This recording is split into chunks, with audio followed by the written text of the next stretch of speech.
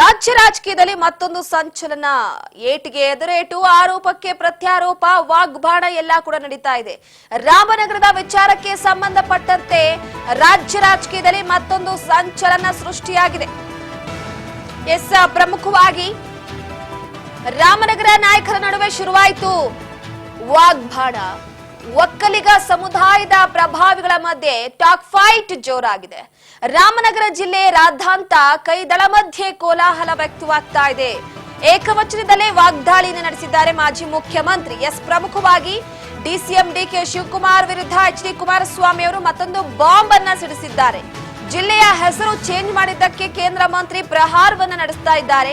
DK brothers ವಿರುದ್ಧ ಮಾಜಿ ಮಂತ್ರಿ ಕುಮಾರಸ್ವಾಮಿ ಸಿಡಿದೆದ್ದಿರುವಂತದ್ದು. ಈಗ ಜಮೀನಿನ ವಿಚಾರ ಪ್ರಸ್ತಾಪಿಸಿ ಬ್ರದರ್ಸ್ ಮೇಲೆ ಗದಾ ಪ್ರಹಾರವನ್ನ ನಡೆಸ್ತಾ ಇದ್ದಾರೆ ಎಚ್ಡಿ ಕುಮಾರಸ್ವಾಮಿ ಅವರು.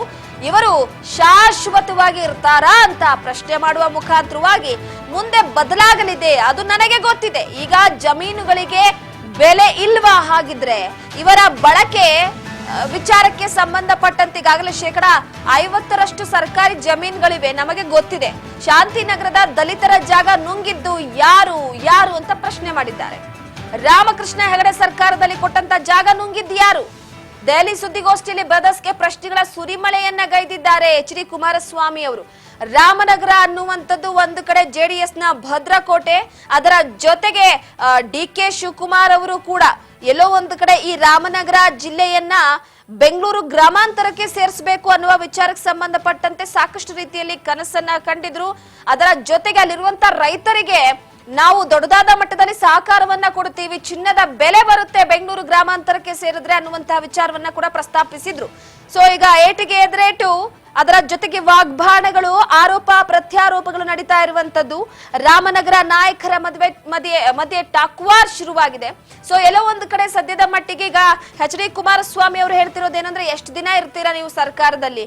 ಸರ್ಕಾರ ಬದಲಾದ ನಂತರ ಮತ್ತೆ ರಾಮನಗರ ಅಂತಾನೆ ಆಗುತ್ತೆ, ಅದನ್ನ ಬೆಂಗಳೂರು ಗ್ರಾಮಾಂತರಕ್ಕೆ ಸೇರಿಸುವ ವಿಚಾರ ನೋಡಿ. ರಾಜಕೀಯಕ್ಕೆ ಯಾವ ರೀತಿಯಾಗಿ ಬಳಸ್ಕೊಳ್ಳಲಾಗ್ತಿದೆ ಅಂತ, ಬೇಕಾದಾಗ ಅದನ್ನ ಜಿಲ್ಲೆಯನ್ನ ಬೆಂಗಳೂರಿಗೆ ಸೇರಿಸುವಂತದ್ದು, ಬೇಡದೇ ಇದ್ದಾದಂತಹ ಸಂದರ್ಭದಲ್ಲಿ ತೆಗೆದು ಹಾಕುವಂಥದ್ದು. ಈ ಸರ್ಕಾರ ಬಂದಾಗ ಬೇರೆ ರೀತಿ, ಆ ಸರ್ಕಾರ ಬಂದಾಗ ಇನ್ನೊಂದು ರೀತಿ. ಸೊ ಎಲ್ಲೋ ಒಂದು ಕಡೆ ರಾಮನಗರದಲ್ಲಿರುವಂತ ರೈತರಿಗೆ ಒಂದು ಕಡೆ ಭೂಮಿಗೆ ಬೆಲೆ ಇಲ್ವಾ ಅಂತ ವಿಚಾರವನ್ನ ಪ್ರಶ್ನೆ ಮಾಡಿದ್ದಾರೆ. ಖಂಡಿತವಾಗ್ಲೂ ಇದೆ. ಯಾಕಂದ್ರೆ ಈ ಬೆಂಗಳೂರಿನ ಸುತ್ತಮುತ್ತ ಯಾರೇ ಜಾಗವನ್ನ ಕೊಂಡ್ಕೊಳ್ತೀವಿ ಅಂದ್ರೂ ಕೂಡ ಅದಕ್ಕೆ ಚಿನ್ನದ ಬೆಲೆ ಇರುವಂತದ್ದು. ಅದ್ರ ಜೊತೆಗೆ ಈಗ ಜಾಗ ಇದ್ರೂ ಕೂಡ ಮುಂದಿನ ದಿನಗಳಲ್ಲಿ ಸಾಕಷ್ಟು ರೀತಿಯಲ್ಲಿ ಅದನ್ನ ಬೆಲೆ ಡಬಲ್ ಆಗುತ್ತೆ, ಚಿನ್ನದ ಬೆಲೆ ಆಗುತ್ತೆ ಅನ್ನುವಂತ ರೀತಿಯಲ್ಲೇ ಸಾಕಷ್ಟು ಜನ ಈ ರೀತಿಯಾದಂತ ಪ್ಲಾನ್ ಮಾಡ್ತಾರೆ. ಸೊ ಹಾಗಾಗಿ ಇಲ್ಲಿ ಕುಮಾರಸ್ವಾಮಿ ಅವರು ಕೆಲವೊಂದಿಷ್ಟು ವಿಚಾರಗಳನ್ನ ಪ್ರಸ್ತಾಪ ಮಾಡುವ ಮುಖಾಂತರವಾಗಿ ಸದ್ಯದ ಮಟ್ಟಿಗೆ ಫೈಟ್ ಜೋರಾಗಿದೆ. ಸೊ ಕುಮಾರಸ್ವಾಮಿ ಅವರು ಸುದ್ದಿಗೋಷ್ಠಿಯಲ್ಲಿ ಮಾತನಾಡಿದ್ರು ಇದೇ ವಿಚಾರಕ್ಕೆ ಸಂಬಂಧಪಟ್ಟಂತೆ.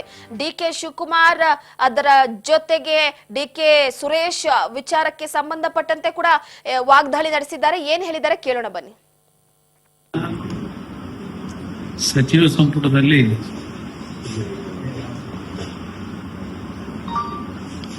ಪ್ರಮುಖವಾಗಿ ಬಹುಶಃ 2 ಸಬ್ಜೆಕ್ಟ್ ಬಂದಿದ್ದಾರೆ. ಒಂದು ರಾಮನಗರದ ಜಿಲ್ಲಾ ಕೇಂದ್ರವನ್ನ ಬೆಂಗಳೂರು ದಕ್ಷಿಣ ಜಿಲ್ಲಾ ಕೇಂದ್ರವಾಗಿ ಪರಿವರ್ತನೆ ಮಾಡಿರ್ತಕ್ಕಂಥ, ಹೆಸರನ್ನ ಬದಲಾವಣೆ ಮಾಡಿರೋದು. ಇನ್ನೊಂದು 17,000 ಕೋಟಿ ಟನಲ್ ರೋಡ್ ನ ಮಾಡ್ತೀವಿ ಅಂತಕ್ಕಂಥ ಒಂದು ತೀರ್ಮಾನ ಆಡಳಿತಾತ್ಮಕವಂತ ಮಂಜೂರಾತಿ ಕೊಟ್ಕೊಂಡವ್ರೆ. ದುಡ್ಡಲ್ಲಿ ಇಟ್ಟಿದೀವಿ ಅಂತ ಹೇಳಿಲ್ಲ, ದುಡ್ಡಲ್ಲಿ ತಂದ ಅದಕ್ಕೆ ಕಾರ್ಯಕ್ರಮ ಕೊಡ್ತೀವಿ ಅಂತೇಳಿ ಮುಖ್ಯಮಂತ್ರಿಗಳು ಉಪಮುಖ್ಯಮಂತ್ರಿಗಳು ಪರಸ್ಪರ ಚರ್ಚೆ ಮಾಡಿ, ಸಮಾಲೋಚನೆ ಮಾಡಿ ನಂತರ ಟನಲ್ ರೋಡ್ ಬಗ್ಗೆ ಹೋಗಬೇಕು ಅನ್ನೋ ತೀರ್ಮಾನ ಇನ್ನೂ ಮಾಡಿಲ್ಲ, ಮಾಡ್ತಾರಂತೆ. ಬೆಂಗಳೂರು ನಗರದಲ್ಲಿ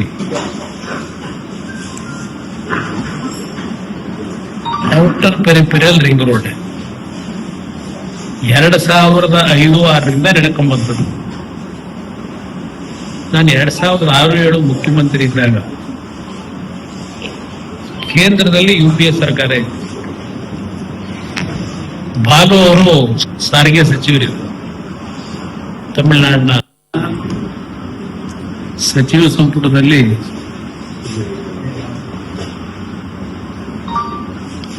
ಪ್ರಮುಖವಾಗಿ ಬಹುಶಃ 2 ಸಬ್ಜೆಕ್ಟ್ ತಂದಿದ್ದಾರೆ. ಒಂದು ರಾಮನಗರದ ಜಿಲ್ಲಾ ಕೇಂದ್ರವನ್ನ ಬೆಂಗಳೂರು ದಕ್ಷಿಣ ಜಿಲ್ಲಾ ಕೇಂದ್ರವಾಗಿ ಪರಿವರ್ತನೆ ಮಾಡಿರ್ತಕ್ಕಂಥ ಹೆಸರನ್ನ ಬದಲಾವಣೆ ಮಾಡಿರೋದು. ಹಿರಿಯ ಸದಸ್ಯರು ಟಿ.ಆರ್. ಅವರ ಜೊತೆ ಚರ್ಚೆ ಮಾಡಿ ಅವರ ಹಣ ಕೊಡಕ್ಕೂ ತಯಾರಾಗಿತ್ತು. ನಮ್ಮ ಕಾಲದಲ್ಲಿ ಟೆಂಡರ್ ನೋಟಿಫಿಕೇಶನ್ ಎಲ್ಲ ಮಾಡಿ ಎಲ್ಲ ಒಂದು ಲೆವೆಲ್ಗೆ ತಂದು ಆ ಕಾರ್ಯಕ್ರಮಕ್ಕೆ ಯೋಜನೆ ಜಾರಿಗೆ ತರೋದಕ್ಕೆ 2007ರಲ್ಲಿ ಹಲವಾರು ತೀರ್ಮಾನ ಮಾಡಿದೆ. ಇವತ್ತು 17 ವರ್ಷ ಆಗಿದೆ. ಬರೀ ಚರ್ಚೆಗಳಂತಲ್ಲಿ ಎಸ್, ಒಂದು ಕಡೆ ಇಲ್ಲಿ ಗಮನಿಸ್ತಾ ಹೋಗಬಹುದು ನೀವು. ಸದ್ಯದ ಮಟ್ಟಿಗೆ ಜಿಲ್ಲೆಯ ಹೆಸರನ್ನ ಚೇಂಜ್ ಮಾಡಿದ ವಿಚಾರಕ್ಕೆ ಸಂಬಂಧಪಟ್ಟಂತೆ ಕುಮಾರಸ್ವಾಮಿಯವರು ಎಲ್ಲೋ ಒಂದು ಕಡೆ ವಾಗ್ದಾಳಿಯನ್ನ ನಡೆಸ್ತಾ ಇದ್ದಾರೆ. ಏಟಿಗೆ ಎದುರೇಟು ತಿರುಗೇಟನ್ನ ಕೊಡುವ ಮುಖಾಂತರವಾಗಿ ಅದರ ಜೊತೆಗೆ ಕೆಲವೊಂದಿಷ್ಟು ವಿಚಾರವನ್ನ ಕೂಡ ಪ್ರಸ್ತಾಪ ಮಾಡಿದ್ದಾರೆ ಇಲ್ಲಿ.